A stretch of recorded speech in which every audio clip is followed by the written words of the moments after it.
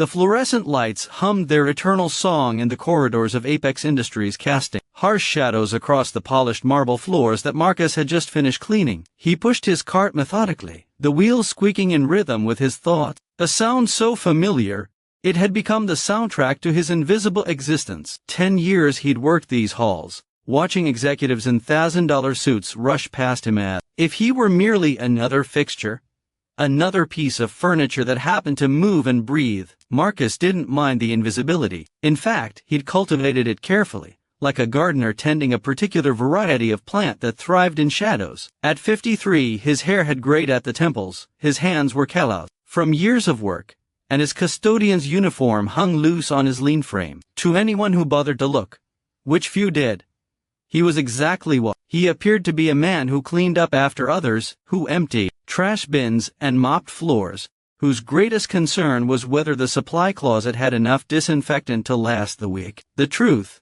as truths often are, was far more complicated. He was emptying a wastebasket near the executive suites when he heard the small feet running, the sound of patent leather shoes slapping against marble, with desperate urgency. Then came the voice, high and terrified, cutting through the sterile quiet like a knife. "Please, someone help. They're hurting my mommy."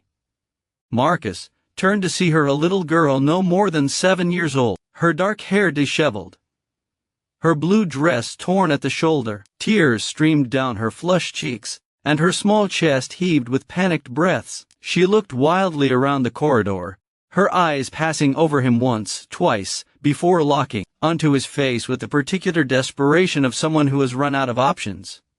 "You! Please! My mommy, they're beating her. She's dying. Please, you have to help her." The child grabbed his hand with both of hers, pulling with surprising strength. Marcus felt his carefully constructed walls tremble. He'd seen those eyes before, in another time, another place, eyes that held the terrible understanding that the world was not safe, that monsters were real, and that sometimes they wore business suits. "Slow down, sweetheart," he said gently, kneeling to her level. His voice was calm, practiced, the voice of someone who talked to frightened people before. "Tell me your name." "Sophie," she gasped between sobs. "Sophie Chen. My mom is Victoria Chen, she's the CEO here, and there are men in her office, they're hitting her, and there's blood and—" Her words tumbled over each other like water over rocks, barely coherent but devastatingly clear in their terror. Victoria Chen. Marcus knew the name, of course. Everyone in the building knew it. She'd taken over Apex Industries 3 years ago. A young widow with an MBA from Stanford and a reputation for being brilliant, driven, and uncompromising. She'd been cleaning house ever since, rooting out corruption, renegotiating contracts, and making enemies with every ethical decision she made. Marcus had watched her sometimes, the way she carried herself through these halls with quiet determination, never too important to nod at the cleaning staff, never too busy to hold the door for someone whose hands were full. He'd respected that. In his experience, character revealed itself in small gestures more than grand ones. "Where's security?" Marcus asked, his mind already working through scenarios, calculating angles and responses. "I don't know. I ran to find them, but everyone's gone from the front desk and I couldn't find anyone. The door is locked," and Sophie's voice broke entirely, dissolving into racking sobs. Marcus stood, something shifting in his posture, in the set of his shoulders. For just a moment, the janitor's shuffle fell away, replaced by something harder, more purposeful. Then he caught himself, forced his body back into its familiar slouch. Not yet. Not if it could be avoided. "Sophie, listen to me very carefully," he said, pulling out his phone. "I'm going to help your mom, but I need you to do something for me. Can you be brave a little longer?" The girl nodded, swiping at her tears with small fists. "Good girl. I want you to go to the supply closet. See that door right there?" He pointed down the hall. "The code is 4272-3. Lock yourself inside and call 911. Tell them there's an assault in progress at Apex Industries, executive floor, and to send police and ambulances." "Can you do that?" "But my mom." "I'm going to your mom right now," Marcus interrupted, his voice carrying a weight that made the child pause. "But I need to know you're safe first. Can you trust me?" Sophie searched his face, and whatever she saw there must have reassured her, because she nodded once more, then ran toward the supply closet. Marcus watched until he heard the lock click, then he turned toward the executive suite with purpose in his stride. The transformation was subtle but complete. The janitor was still there, but underneath, something else emerged, something that had been sleeping for a long time, waiting for a moment like this. His eyes scanned the corridor with tactical precision, noting exits, cameras, potential weapons. His breathing slowed, deepened, centering himself the way he'd been trained decades ago in a different life. As he approached the frosted glass doors of the CEO's office, he could hear raised voice, a woman's cry of pain cut short, the sound of something heavy hitting a desk. Marcus's jaw tightened. He tried the handle locked, as Sophie had said. Through the frosted glass, he could make out shapes. 3 large figures surrounding a smaller one on the floor. He knocked, casually. 3 simple raps. "Janitor," he called out in his best put-upon voice. "Got a report of a spill up here. Need to clean it up before someone sues." The voices inside went silent. Then, after a moment, the lock clicked, and the door opened a crack. A man's face appeared, thick-necked and annoyed, with the particular arrogance of someone used to intimidating others. "Come back later, old man. This is a private meeting." Marcus could see past him now. Victoria Chen was on the floor beside her desk, her face bloodied, her expensive suit torn. 2 other men stood over her, one of them holding what looked like a tablet. Victoria's eyes met his for just a moment, and in them he saw pain, fear, but also something else, a fierce determination not to break. "Can't do that, I'm afraid," Marcus said mildly. "Boss says I gotta clean up spills right away. Insurance thing, you know how it is." The man in the doorway scowled. "I said come back." Marcus moved. It was so fast that the man barely had time to register the shift before the janitor hand shot forward, striking a pressure point in the neck with surgical precision. The man's eyes rolled back and he crumpled. Marcus caught him, lowered him quietly to the floor, and stepped into the office. The other 2 men stared at him in shock. "Gentlemen," Marcus said quietly, rolling up his sleeves, "I'm going to give you one chance to walk away from this. Take it." For a moment, nobody moved. Then one of the men, the larger of the 2, laughed a harsh, ugly sound. "You've got to be kidding me. You're just a janitor." "Not just a janitor," Marcus corrected, his voice carrying an edge now, hard as steel, "but we'll get to that." "Miss Chen, can you move?" Victoria, still on the floor, nodded slightly. Blood trickled from a cut above her eye. "Then I'd suggest covering your ears," Marcus said. "This might get loud." The larger man came at him first, thinking size and aggression would be enough. It never was. Marcus sidestepped the lumbering charge with minimal effort, using the man's momentum against him, redirecting him into the wall with a controlled push that sent him crashing into the bookshelf. Books and awards tumbled down around him. The second man was smarter, more cautious. He pulled something from his jacket, a knife, the blade catching the fluorescent light. He moved with the confidence of someone who knew how to use it, circling Marcus with predatory patience. "You have no idea who you're messing with, old man," the knife wielder said. "We're here on behalf of people who don't take kindly to interference. People who beat women in their own offices." Marcus asked, his eyes never leaving the blade. "I think I have a pretty good idea exactly who I'm messing with." The man lunged, the knife arsing toward Marcus's ribs in a practiced strike, but Marcus wasn't there anymore. He'd moved inside the attack, grabbing the man's wrist, and twisting with leveraged force. There was a crack, a scream, and the knife clattered to the floor. Marcus followed through with a palm strike to the solar plexus that dropped the man like a sack of grain, gasping for air. The larger man had recovered and came at him again, this time with a fire extinguisher. Marcus ducked the wild swing, swept the man's legs out from under him, and applied a chokehold that would have made his old instructor proud. 15 seconds later the man went limp. The entire encounter had lasted less than 2 minutes. Marcus stood amidst the wreckage of the office, breathing steadily, not even winded. He walked over to where Victoria Chen sat propped against her desk, and knelt beside her. "Ms. Chen, I'm going to check your injuries. Tell me if anything I do hurts excessively." "Who are you?" Victoria whispered, her eyes wide. "You're not really a janitor, are you?" "I really am a janitor," Marcus said, gently examining the cut on her forehead. "Have been for 10 years, but before that, I was other things. Head's not too bad, looks worse than it is. Can you tell me if you hit your head when you fell? I don't. Yes, I think so. They wanted me to sign something to transfer company assets. When I refused, her voice broke. Sophie, where's Sophie? Safe. She's locked in the supply closet calling the police. Brave kid you've got there. Tears filled Victoria's eyes. She saw them hurting me. God, she must be terrified. She was. Marcus agreed, pulling a clean cloth from his cart, always prepared, and applying gentle pressure to her forehead. But she didn't freeze. She went for help. You taught her well. The sound of sirens began to filter through the windows, growing louder. Marcus stood and walked to the door, propping it open so the police would see the scene clearly when they arrived. Then he returned to Victoria's side. The men who sent these three, he said quietly. Do you know who they are? Victoria nodded slowly. Board members. Shareholders who've been skimming money for years. I found the evidence last week, was planning to present it to the SEC. They must have found out. Evidence that's on that tablet? Marcus nodded toward the device one of the unconscious men had dropped. Yes, Marcus retrieved it, wiped it clean of fingerprints from the attackers, and handed it to Victoria. Then you'll want to hold on to this. Make sure it gets to the right people. Heavy footsteps thundered in the hallway. Police burst through the door, guns drawn, and suddenly the room was full of shouted commands and radio chatter. Marcus stepped back, hands visible, returning to his janitor's posture as if he'd never left it. He saved my life, Victoria said clearly, her voice cutting through the chaos. Marcus the janitor, he saved my life. These three men attacked me.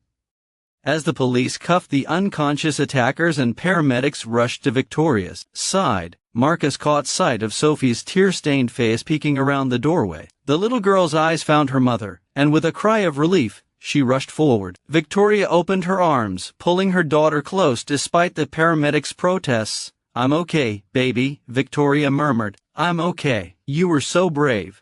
Sophie's eyes found Marcus over her mother's shoulder. Thank you, she mouthed silently. Marcus nodded once, then quietly began to back toward the door. This was where he usually exited, where he faded back into invisibility, returning to the comfortable shadows where questions weren't asked, and past could remain buried. Wait. Victoria's voice stopped him. She was looking at him with an intensity that made it clear she saw past the uniform, past the humble posture. Who are you, really? The question hung in the air. Every person in the room had paused to listen, even the police officers. Marcus considered his options, considered the life he'd built, the peace he'd found in anonymity. But then he looked at Sophie, still clinging to her mother, and he remembered why he'd intervened in the first place. Some things mattered more than comfortable obscurity. My name is Marcus Chen, he said quietly. 25 years ago, I served in special forces. Did things I'm not always proud of, saw things that stayed with me. When I got out, I found I couldn't fit into the world the way I used to. Too loud, too fast, too complicated. So I found work that was simple, honest. Work where I could help people in small ways keep their spaces clean, safe. Where I could just be still. Chen? Victoria repeated, her eyes widening. Are you Marcus Chen? The Marcus Chen? A detective who'd been taking notes looked up sharply. Wait, Marcus Chen? The one who pulled those hostages out of the embassy in Caracas? Who stopped the terrorist attack in Seoul? That Marcus Chen. Marcus shifted uncomfortably. That was a long time ago. That was legendary, the detective breathed. You just disappeared. Everyone thought you were dead. I wanted them to, Marcus said simply. I was done with that life, done with violence, with danger, with being someone people feared or worshipped. I just wanted to be normal, to be nobody. Victoria struggled to her feet, ignoring the paramedics' protests. She faced Marcus directly, her daughter still holding her hand. You're not nobody, she said firmly. You're the man who saved my life and protected my daughter. You're the man who's been quietly taking care of this building for 10 years, doing work most people don't even notice. There's nothing nobody about that. Miss Chen. Victoria, she corrected. After someone saves your life, I think first names are appropriate. And Marcus, I need to ask you something. Will you stay? Not as a janitor though, if that's what makes you happy, I'll gladly keep you on. But I need someone I can trust, someone who sees what others miss. Someone who values doing what's right over doing what's profitable. Marcus looked at her for a long moment, then at Sophie, whose small face held such hope and trust. He thought about the life he'd built, the careful walls he'd constructed around himself, thought about how much effort it had taken to become invisible, to become safe. But safety, he realized, wasn't the same as living. And sometimes the past wasn't something to hide from but something to use, to transform into purpose. I'll need to think about it, he said finally. Victoria smiled despite the blood and bruises. That's fair, but Marcus, thank you for being exactly who you are when we needed you most. As the paramedics finally convinced Victoria to let them treat her properly, as Sophie was checked over by another medical team, as police continued their work documenting the scene, Marcus slipped quietly back into the hallway. His cart was still there, waiting patiently where he'd left it. He looked at it for a long moment, this symbol of his chosen simplicity, and felt the weight of decision settling on his shoulders. Then he did what he always did. He picked up where he'd left off, pushing the cart down the hallway, the wheels squeaking their familiar song. But something had shifted, some internal calibration that couldn't be reset. The man pushing the cart was still Marcus the janitor, but he was also Marcus Chen, and perhaps that was okay. Perhaps he didn't have to be just one or the other. Perhaps, after all this time, he could finally be both. The days that followed moved with the peculiar slowness of aftermath when shock begins to fade, and reality settles in with all its uncomfortable weight. Marcus returned to work the next morning at his usual time, 5:30, before most of the building stirred to life. He went through his routine, with mechanical precision checking supplies, planning his route, making his first rounds through the empty corridors. But the building felt different now, charged with an electricity that hadn't been there before. The attack had made the news, of course. CEO survives assault. 3 arrested in corporate corruption scheme, read the headlines. The story had everything journalists loved: corporate intrigue, violence, a woman fighting corruption, a brave child. What the news reports didn't mention was the janitor. At Victoria's request, Marcus's involvement had been carefully downplayed. The official story was that security had intervened, that the attackers had been apprehended without incident. Marcus appreciated the discretion. He'd learned long ago that heroism was often its own kind of trap. But the building staff knew. Word spread through the network of cleaners, security guards, maintenance workers, and administrative assistants, the invisible infrastructure that kept Apex Industries running. They knew that Marcus, the quiet janitor, had taken down 3 armed men to save the CEO. They knew he was something more than he appeared. "Morning, Marcus," said James, one of the security guards, with a new tone of respect that made Marcus uncomfortable. "Coffee's fresh if you want some." "Thanks, James," Marcus replied, trying to keep things normal. "How's your daughter? Still planning on veterinary school?" They talked for a few minutes about James's daughter, about the weather, about the broken elevator on the 3rd floor. Normal things. Safe things. But underneath the conversation, Marcus could feel the shift in dynamic, the way James now looked at him differently. It was nearly 8 when Marcus received a message on his work phone. Simple and direct. "Could you please stop by my office when you have a moment?" Victoria. He found her there an hour later, seated behind her newly organized desk, in an office that showed no signs of the violence that had occurred 3 days prior. A bandage covered the cut on her forehead, and bruises darkened one side of her face, but her eyes were clear and determined. Sophie was there too, sitting in a chair by the window, drawing in a coloring book with fierce concentration. "Marcus," Victoria said, standing, "thank you for coming. Please sit." "I'm fine standing, Miss Chen." "Victoria," she corrected again, "and please sit. This might take a while." Reluctantly, Marcus lowered himself into one of the plush chairs opposite her desk. It felt wrong somehow, this reversal of their usual position. Sophie looked up from her coloring, gave him a small smile, then returned to her work. "I've been thinking," Victoria began, "about what you said. About wanting to be nobody, to be normal." "I understand that impulse, Marcus. I really do. After my husband died, I wanted to disappear too, to hide from the world and its expectations and its cruelties. But I had responsibilities to Sophie, to the company my husband built, to the people who depended on us. Sometimes we don't get to choose invisibility, even when we desperately want it." "With respect, your situation and mine are different," Marcus said quietly. "Are they?" Victoria leaned forward. "You spent years serving your country, doing impossible things, in impossible situations. You saved lives. stopped threats that most people will never even know existed, and then you came home to find that the world didn't understand you anymore, that the skills that made you valuable in war made you uncomfortable in peace. So you hid. You found the most anonymous job you could, buried yourself in simplicity, and convinced yourself that was healing. Marcus said nothing. It was too accurate, too close to truth he didn't examine even in his own thoughts. But hiding isn't healing, Victoria continued. It's just another kind of wound. I should know, I tried it too. After David died, I threw myself into work so completely that I barely saw my own daughter. I told myself I was being strong, being productive, but really I was just avoiding grief. It took Sophie to make me see that. The little girl looked up at the mention of her name, her expression serious beyond her years. When those men came, Victoria said, her voice dropping, when they started hitting me, you know what I thought about? I thought about Sophie. About how she'd grow up without a mother, just like she'd grown up without a father. And I thought about how I'd wasted so much time hiding from life, from connection, from being present. I thought about all the moments I'd never have with her. Victoria stood, walked to the window, looked out over the city. Then you came. You could have walked away, probably should have, from a pure risk assessment perspective. But you didn't. You saw someone who needed help. And you helped.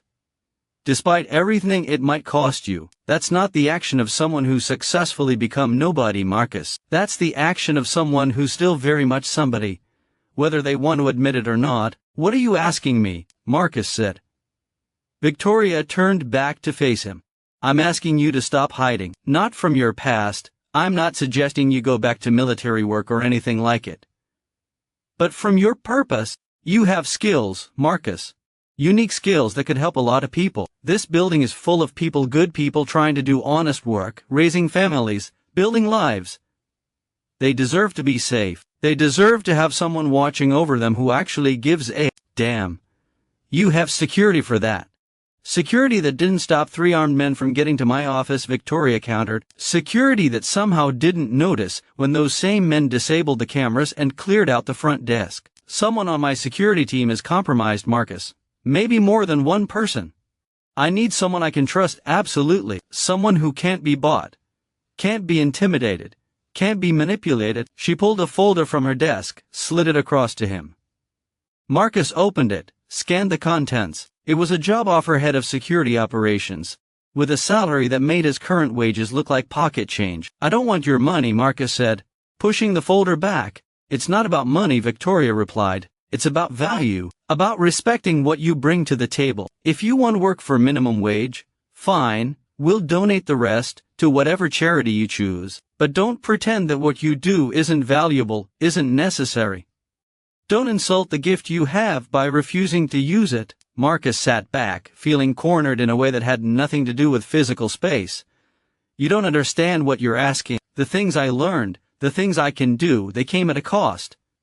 I've hurt people, Victoria, done things that seemed necessary at the time, but that I can't undo, can't take back. Using those skills again, even for good reasons, feels like you'd be becoming that person again. Victoria finished. I get it. But Marcus, you're not that person anymore. You're someone who spent 10 years learning patience, humility, and service. Someone who knows the value of small, consistent action. You're not the weapon you used to be. You're the man who chose to protect a stranger and her daughter because it was right. That's who you are now. Sophie suddenly spoke up, her voice small but clear. You saved my mom, you're a hero. Marcus looked at the child, at her earnest face, and felt something crack in his chest. Heroes are in stories, sweetheart. Real people are more complicated. I know, Sophie said with the peculiar wisdom of children who'd seen too much too soon, but complicated people can still do hero things. That's what my dad always said. Victoria's eyes glistened with sudden tears. David used to tell her that before bed. His version of fairy tale stories about real people who did brave things even when they were scared. The room fell quiet. Outside, the city hummed with life, millions of people going about their days, most of them never knowing how close to chaos they constantly lived, how thin the line was between order and violence. Marcus had spent his life on that line, walking it with practiced balance, and then he'd stepped off, chosen the safety of anonymity. But safety was an illusion. He'd learned that 3 days ago, when a terrified child had grabbed his hand and begged for help. The world didn't stop being dangerous just because you decided to ignore it. The line between order and chaos didn't disappear, it just meant someone else had to walk it. "I'll need full autonomy," Marcus said finally. "I won't report to anyone but you, and I won't follow orders that compromise my ethics." Victoria's face lit up with cautious hope. "Done. I choose my own team. Some of your current security stays, some goes. My call. Fair. And I stay on the custodial roster part-time. I do my best thinking while I'm cleaning, and I learn more about what's happened in a building by being invisible than I ever would from an office." Victoria smiled. "That's actually brilliant. Though I'm upgrading your cart, you're getting one of those fancy ones with the good wheels." Despite himself, Marcus felt a small smile tug at his lips. The good wheels would be appreciated. Sophie bounced in her chair, her coloring forgotten. "Does this mean you're staying? You'll be here to keep us safe?" Marcus looked at the little girl, at her mother, at the folder full of promises and responsibilities. He thought about the last 10 years, about the peace he'd found in simplicity, and about how that peace had always been slightly hollow, slightly incomplete. Purpose, it seemed, was harder to escape than he'd thought. "Yeah, kid," he said, "I'm staying." 2 weeks later, the transformation was subtle but profound. To a casual observer, Apex Industries looked much the same marble floors, same glass walls, same stream of employees coming and going. But underneath the surface, everything had changed. Marcus still pushed his custodial cart through the hallways, still emptied trash and mopped floors. But now he moved with dual purpose, his eyes catching details they'd always noticed but now actually processed. The way a particular elevator door hesitated before closing, potential mechanical issue or deliberate tampering. The nervous energy of a new hire who always took the stairs just fitness conscious or avoiding cameras. The pattern of lights left on in offices after hours overtime work or unauthorized access. He'd started his security review on day 1, going through personnel files with meticulous attention. 3 security guards had been quietly let go.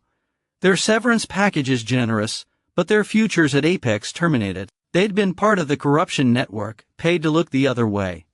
2 more were under investigation. The head of security, a man named Warren who'd been with the company for 15 years, had broken down in Marcus's office, confessing that he'd been blackmailed into compliance. Marcus had been surprisingly sympathetic. Blackmail was a kind of violence too, but Warren couldn't stay. Some betrayals, however forced, were too fundamental to repair. The new security team was smaller, leaner, and significantly more competent. Marcus had recruited carefully, pulling in people he'd known from his previous life, men and women who'd left military service but still retained the skills and, more importantly, the integrity. They understood the mission not as a job, but as a calling. All clear on the executive floor, came the voice through Marcus's earpiece. It was Jennifer, a former Marine sniper who now coordinated Apex's security operations from a newly installed command center in the basement. "Though we've got a package delivery at the loading dock that's triggering some flags." "What kind of flags?" Marcus asked, pausing his mopping. "Sender information doesn't match our vendor database. And the weight's off from what the manifest claims. Could be nothing, but we don't assume nothing anymore," Marcus finished. "I'm heading down. Have Thomas meet me there, but stay back. If it's something, I don't want anyone close." "Copy that." Marcus left his cart in the hall, took the stairs down 4 flights to the loading dock. Thomas, a former bomb disposal tech, was already there, suited up, in protective gear, examining the package with handheld scanners. "Well?" Marcus asked. "Not explosive," Thomas said, his voice muffled by the helmet. "But there's definitely something electronic inside, and it's active. Broadcasting a signal. A tracker? Or a listening device. Could be industrial espionage, someone trying to get a bug into the building disguised as legitimate delivery." Marcus studied the package. The return address was for an office supply company Apex regularly used, but something about it felt wrong. The label was slightly off-center. The tape was a different brand than usual. "Reject it," he decided. "Send it back marked addressee unknown. Then I want you to trace every package that's come through this dock in the past month. Cross-reference with our actual orders.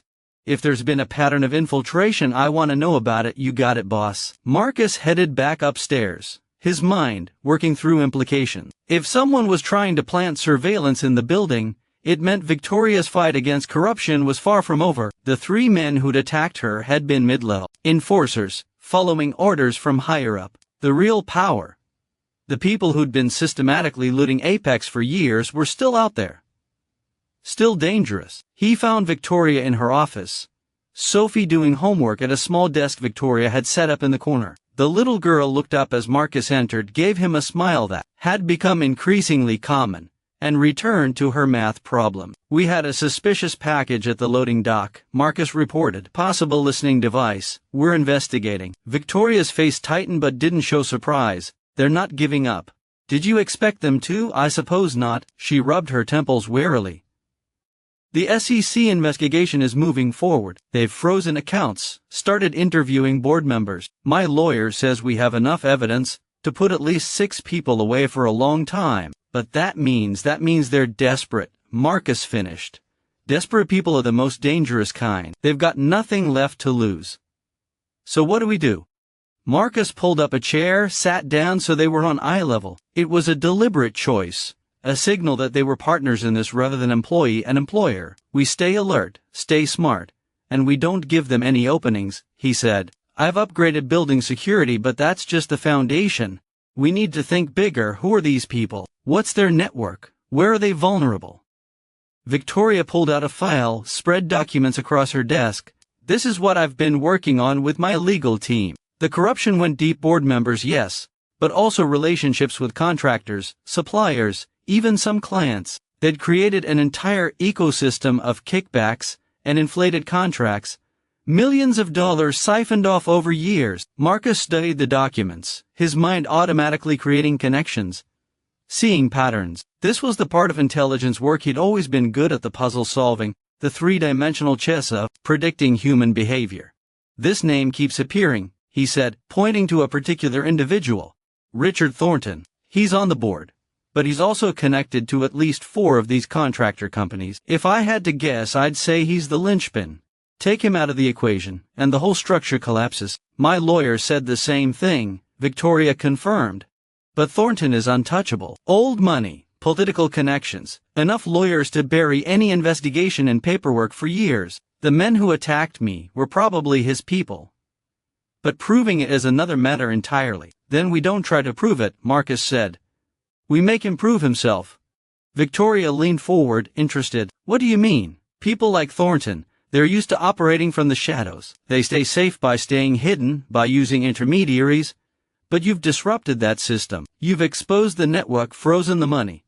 He's probably panicking right now, trying to figure out how to contain the damage." So panicking people make mistakes," Marcus said. "We just need to apply the right pressure to make sure those mistakes are spectacular." Over the next hour they planned. It was strange. This partnership, the former special operations soldier and the CEO, united by circumstance and a shared sense that some things were worth fighting for. Marcus laid out scenarios, Victoria provided business context. Together, they crafted a strategy that was part security operation, part corporate maneuvering, entirely focused on drawing out the corruption that had festered in Apex for too long. Sophie finished her homework and came over to listen, her young face serious as she absorbed the conversation. Marcus had initially been uncomfortable with her presence during these discussions, but Victoria had been firm. Sophie had earned the right to understand what was happening, to see how adults fought back against injustice. Besides, shielding children from reality didn't protect them, it just left them unprepared. "I wish Daddy was here," Sophie said quietly. "He'd be proud of what you're doing, Mommy." Victoria's eyes glistened. "I hope so, baby. Your father built this company to be something good. Something that helped people. I'm just trying to keep his dream alive." "You're doing more than that," Marcus said. "You're proving that integrity isn't just a nice idea, it's worth fighting for. That's a lesson worth teaching." His phone buzzed. A text from Jennifer. "Potential situation developing. Conference room B. Live feed in your email." Marcus pulled up the security footage on his phone. Conference room B was supposed to be empty, but the camera showed 2 men inside, going through files that had been left on the table. They moved with practiced efficiency, photographing documents with their phones. "Excuse me," Marcus said, standing. "I need to handle something." What's wrong? Victoria asked. Corporate espionage in progress. Don't worry, it's being handled. He headed for the door, already calculating angles and timing. Then he paused, looked back. Actually, Victoria, you might want to come with me. Bring your phone, you're gonna want to record this. They moved quickly through the building, Victoria keeping pace despite her heels. Marcus led her to a maintenance corridor that had a clear